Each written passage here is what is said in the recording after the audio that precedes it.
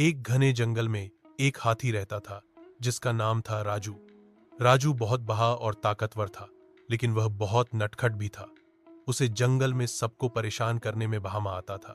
वह अपनी सूंड से पेहों की टहनियां तोड़ता, छोटे जानवरों को डराता और तालाब का पानी उछालकर दूसरों को भिगो देता। जंगल के सभी जानवर राजू से परेशान थे।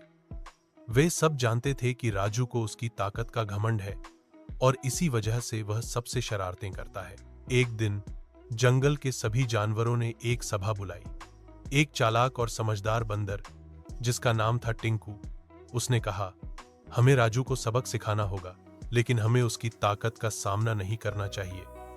हमें अपनी बुद्धि का इस्तेमाल करना होगा। सभी जानवरों ने टिंकू की बात मान ली। अगले दिन जब राजू तालाब में नहाने आया तो टिंकू एक पे पर बैठा था।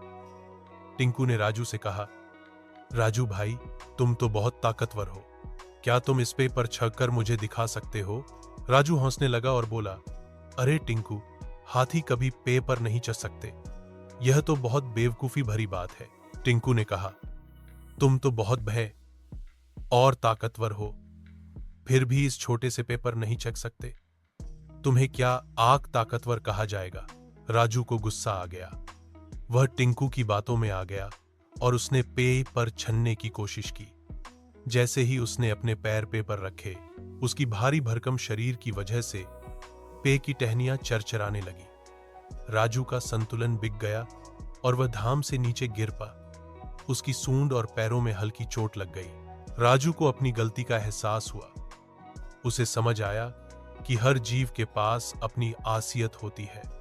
हाथी ताकतवर होता है, लेकिन वह पे पर नहीं चढ़ सकता।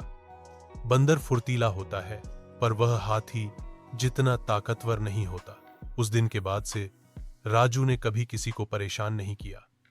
उसने अपनी ताकत का इस्तेमाल जंगल के भले के लिए करना शुरू कर दिया।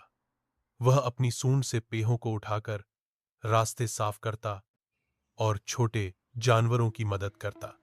सभी जानवर राजू से खुश रहने लगे और राजू को भी अपनी नई जिम्मेदारी से बहुत खुशी मिली। सीख: इस कहानी से हमें यह सीख मिलती है कि हमें अपनी ताकत या गुणों का घमंड नहीं करना चाहिए। हर किसी में अपनी खासियत होती है। सबसे जरूरी बात यह है कि अपनी ताकत का इस्तेमाल दूसरों की मदद के लिए करना चाहिए, न कि उन्हें परेशान करने के लिए।